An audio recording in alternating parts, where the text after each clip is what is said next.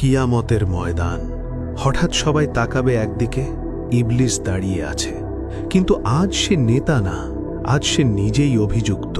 সে চিৎকার করে বলবে, আমাকে দোষ দিও না, আমি শুধু ডাক দিয়েছিলাম, তোমরাই আমার পেছনে হেঁটেছিলে।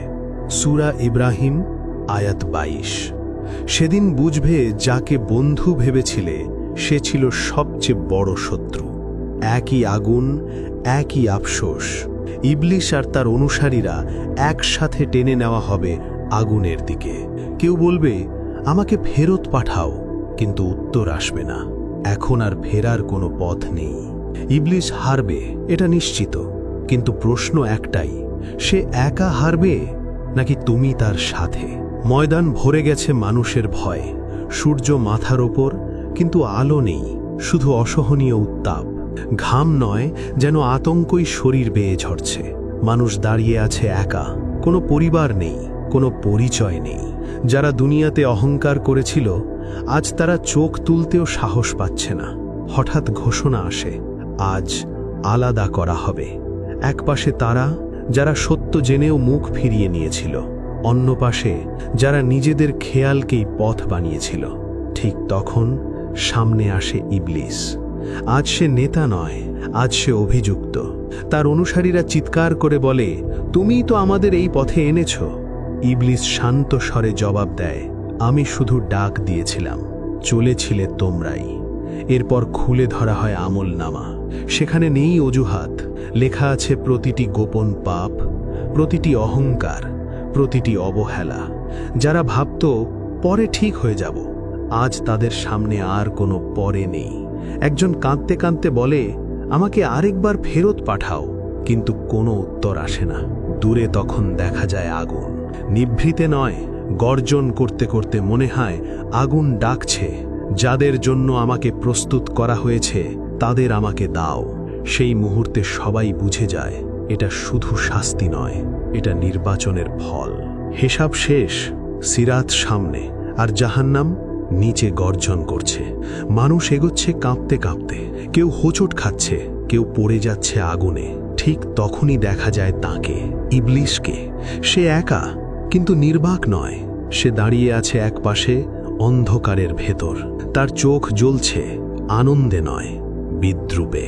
সে দেখছে যাদের সে ফিসফিস করে ডেকেছিল, যাদের সে বলেছিল, এটা তো কিছুই না, আরেকটু উপভোগ করো, পরে ঠিক হয়ে যাবে। আজ তাদের টেনে নেওয়া হচ্ছে আগুনের দিকে। ঠিক তখন ইবলিস হেসে ওঠে। সে হাসি উচ্চ নয়, চিৎকার নয়, সে হাসি ঠান্ডা, নিষ্ঠুর, তাচ্ছিল্যের।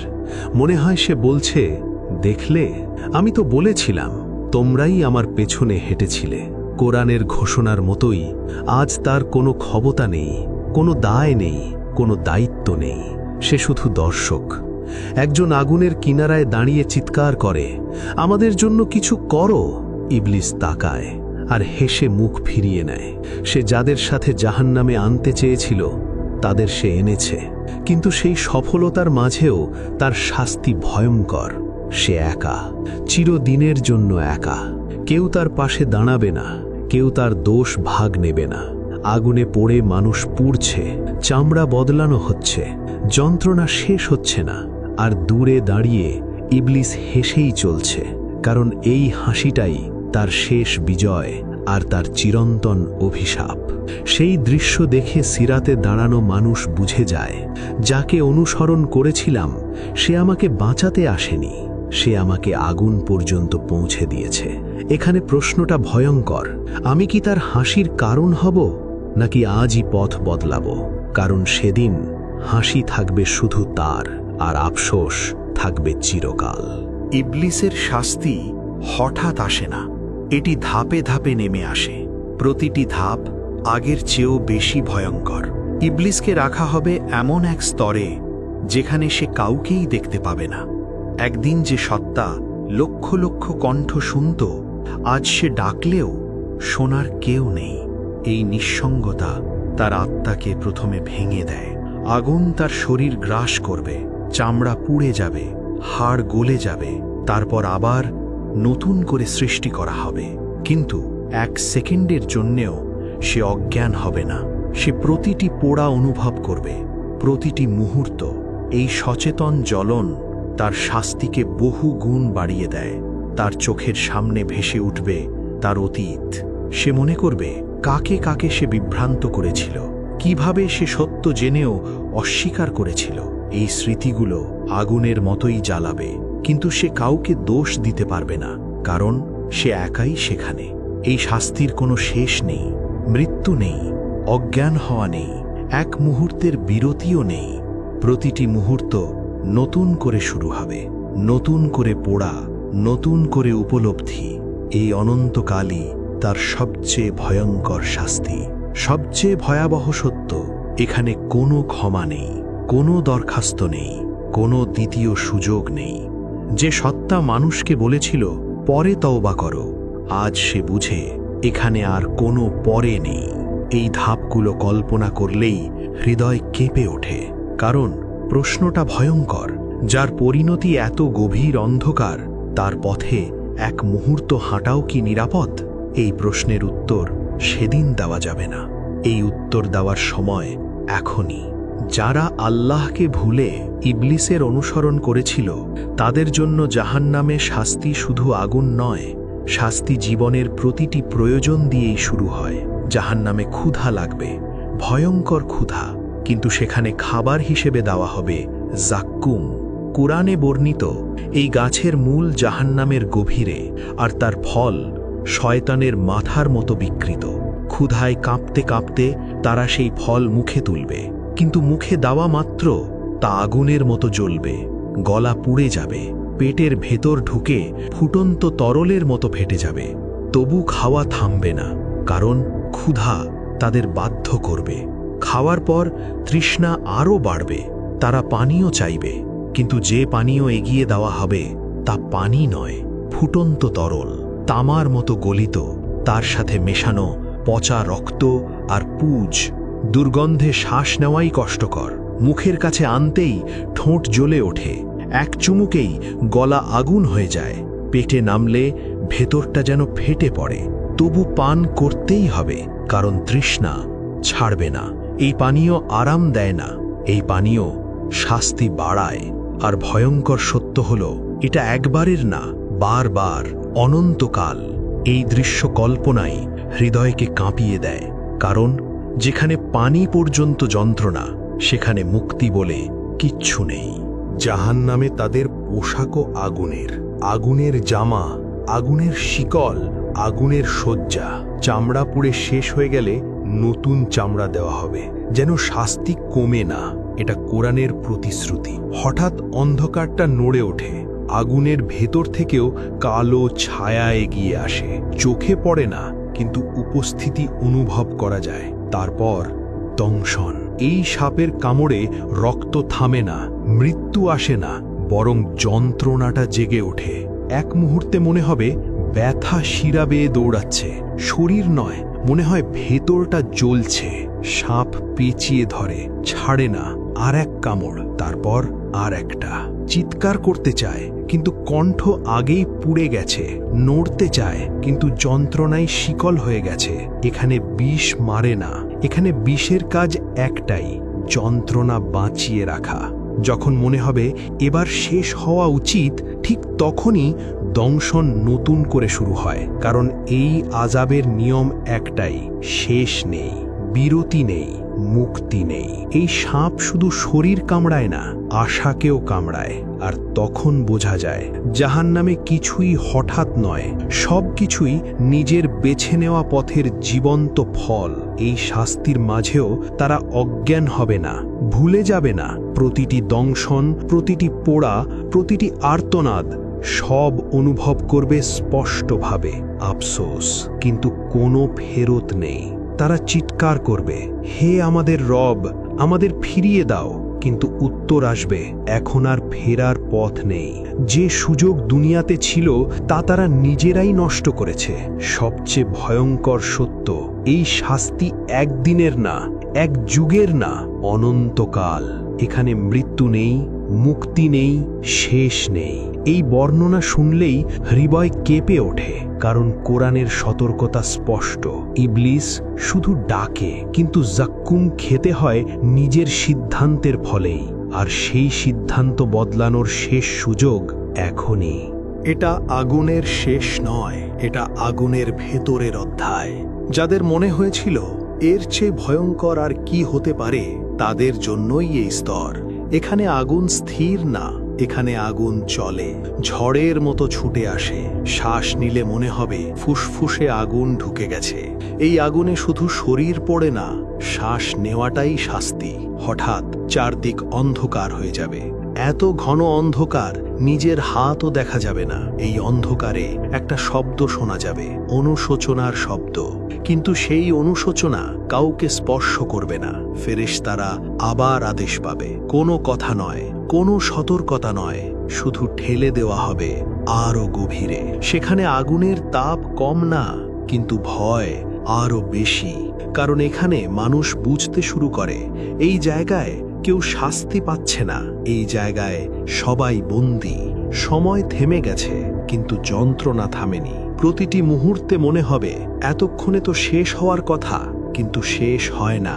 কারণ এখানেই একটি সত্য পরিষ্কার হয়, জাহান্নাম শুধু শাস্তি দেওয়ার জায়গা না, এটা ফল ভোগেরও জায়গা। যা বোনা হয়েছিল দুনিয়াতে, সেটাই এখানে ফসল হয়ে উঠছে। এই উপলব্ধিটাই সবচেয়ে বেশি পোড়ায়। আর তখন মনের ভেতর একটাই কথা ঘুরে, যদি তখন শুনতাম। কিন্তু এই বাক্য এখানে কোনো দরজা খোলে না, কারণ দরজা বন্ধ হয়েছিল অনেক আগেই। এখানে আগুন আর ঝড় থামে, শুরু হয় চাপ। চারদিক থেকে দেয়াল এগিয়ে আসে, যেন দেয়াল নয়, জ্বলন্ত পাহাড়। শরীর চেপে ধরা পড়ে, হাড় ভাঙে, মাংস ছিটকে যায়, কিন্তু মৃত্যু আসে না। তারপর নামে শিকল, গলায়, হাতে, পায়ে। শিকল শুধু গরম নয়, জীবন্ত। নড়াচড়া করলেই আরো শক্ত করে ধরে। এক মুহূর্ত মনে হবে এবার শেষ, কিন্তু তখনই নতুন আযাব শুরু হয়। নিচ থেকে আগুন ওঠে, ওপরে থেকে চাপ নামে, মাঝখানে মানুষ। চিৎকার বেরোয়, কিন্তু কণ্ঠস্বর নিজের আগুনেই পুড়ে যায়। এই স্তরে সময় ভেঙে যায়, 1 সেকেন্ড 1 যুগের মতো লাগে। সবচেয়ে ভয়ঙ্করটি, এখানে কেউ আর প্রশ্ন করে না, কেউ আর অনুরোধ করে না, কারণ সবাই বুঝে গেছে এই আযাব কাউকে ভাঙার জন্য না, এই আযাব ভোগ করার জন্য। আর তখন মনের ভেতর শুধু একটাই কথা, যদি তখন থামতাম। কিন্তু এখানে থামার কোনো জায়গা নেই, শুধু আরো নিচে। এখানে শুধু আঘাত আসে না, এখানে আসে পতন। হঠাৎ পায়ের নিচে মাটি সরে যায়, ধরার মতো কিছু নেই। চিৎকার বেরোয়, কিন্তু শব্দ নিচে পৌঁছনোর আগেই হারিয়ে যায়। পড়তে থাকে, পড়তেই থাকে। সময় নেই, দূরত্ব নেই, শুধু নিচে নামা। এমন নিচে যেখানে আগুনও আলো দিতে পারে না। পতনের মাঝেই আঘাত লাগে, দেয়ালে, শিকলে, নিজের শরীরেই। হাড় ভাঙে, আবার জোড়া লাগে, পুনরায় ভাঙে। এখানে থামা মানে নতুন স্তরে পড়া, আর প্রতিটি স্তর আগের চেয়ে আরো নিচে। মনে হয় এবার নিশ্চয়ই শেষ, কিন্তু শেষ আসে না, কারণ এখানে শেষ বলে কিছু নেই, আছে শুধু আরো নিচে। এই পতনই আযাব, কারণ এটি শেখায় যে পথ একদিন হালকা লেগেছিল, তার গভীরতা কখনো কল্পনায় ধরা পড়ে না। আর তখন একটাই সত্য বোঝা যায়, জাহান্নাম শুধু জ্বালায় না, জাহান্নাম টেনে নিয়ে যায় শেষহীন গভীরে। ইবলিস, সে আর কোনো রহস্যময় সত্তা নয়, সে এখন শুধু পরাজয়ের প্রতিমূর্তি। যে একদিন অহংকারে বলেছিল আমি শ্রেষ্ঠ, আজ সে সবচেয়ে নিকৃষ্ট অবস্থায় আগুনে পুড়ে যাচ্ছে। কিন্তু সেটাই তার সবচেয়ে ছোট শাস্তি। তার আসল শাস্তি, সে চিরকাল অপমানিত। কেউ তাকে দেখে না, কেউ তার নাম ডাকে না। সে আর ভয় জাগায় না, সে নিজেই ভয়ের ফল। যে লক্ষ লক্ষ মানুষকে ধ্বংসের পথে টেনেছিল, আজ সে প্রমাণ অহংকারের শেষ কোথায়। সে একা, কারণ আল্লাহ তার কাছ থেকে সব কিছু কেড়ে নিয়েছেন, ক্ষমতা, প্রভাব, গুরুত্ব, সব। সে জানে এই অবস্থান বদলাবে না, এই আগুন নিভবে না, এই অপমান মুছবে না। এটাই তার চূড়ান্ত পরাজয়। আর অন্যদিকে আল্লাহ, তিনি অক্ষত, তিনি অপরিবর্তনীয়, তিনি ন্যায়ের মালিক। যে আল্লাহ শুরুতেই সতর্ক করেছিলেন, যে আল্লাহ সুযোগের পর সুযোগ দিয়েছিলেন, আজ তিনি চূড়ান্ত ন্যায় প্রতিষ্ঠা করেছেন। ইবলিস আগুনে, কারণ সে অবাধ্য ছিল, আর আল্লাহ মহান, কারণ তিনি ন্যায়পরায়ণ। তিনি কারো ওপর জুলুম করেননি, তিনি শুধু সত্যকে সত্যের জায়গায় বসিয়েছেন। এই দৃশ্যেই পার্থক্য স্পষ্ট। একদিকে অহংকারের শেষ, অপমান, আর অন্যদিকে মহান স্রষ্টা, যার ন্যায়ের সামনে সব মিথ্যা ভেঙে পড়ে। এই গল্পের শেষ কথা একটাই: আল্লাহ মহান, আর ইবলিস চিরকালের পরাজিত। ইবলিস সেখানে থেমে গেছে, চিরকালের জন্য অপমানিত, চিরকালের জন্য পরাজিত। আর মানুষের গল্প এখনো শেষ হয়নি, কারণ এই গল্প শুধু আখেরাতের না, এটা এখনকার। আজও সে ফিসফিসে ডাকে, কিন্তু আজও আল্লাহ তার চেয়ে জোরে ডাকেন, ফিরে আসার দরজা খুলে রাখুন। এই গল্পের ভয় শুধু ভয় দেখানোর জন্য না, এই গল্পের ভয় বাঁচানোর জন্য। যে আগুনের কথা শোনা হলো, সেটা যেন কখনো দেখা না লাগে। যে অনুশোচনার কথা বলা হলো, সেটা যেন দেরিতে না আসে, কারণ একদিন সবাই দাঁড়াবে সেই ময়দানে। সেদিন প্রশ্ন হবে না তুমি কি জানতে, সেদিন প্রশ্ন হবে তুমি কি বেছে নিয়েছিলে। আজই শেষ সুযোগ নিজের পথ ঠিক করার, আজই সময় আল্লাহের দিকে ফিরে আসার, কারণ আল্লাহ মহান, আর তার দিকে ফেরার পথ এখনো খোলা। এই ভিডিওটা যদি আপনার মনে ভয় আর উপলব্ধি দুটোই জাগিয়ে তোলে, তাহলে এখানেই শেষ করবেন না। লাইক দিন, এতে আপনি শুধু সমর্থনই দিচ্ছেন না, বরং সত্য ছড়ানোর সওয়াবে অংশ নিচ্ছেন। কমেন্ট করুন, একটি কথাও হতে পারে কারো হৃদয়ে হিদায়েতের শুরু। আর অবশ্যই শেয়ার করুন, কারণ একজন মানুষকে শয়তানের ধোঁকা থেকে সতর্ক করা সাধারণ কাজ নয়, এটা চলমান সওয়াব। হয়তো আপনি জানবেন না কবে, কাকে, কিভাবে উপকার হলো, কিন্তু আল্লাহ জানেন, আর তিনিই সওয়াব লিখে রাখেন। ভুলবেন না, সত্য পৌঁছানোও ইবাদত, আর সেই ইবাদতের দরজা এখনই খোলা।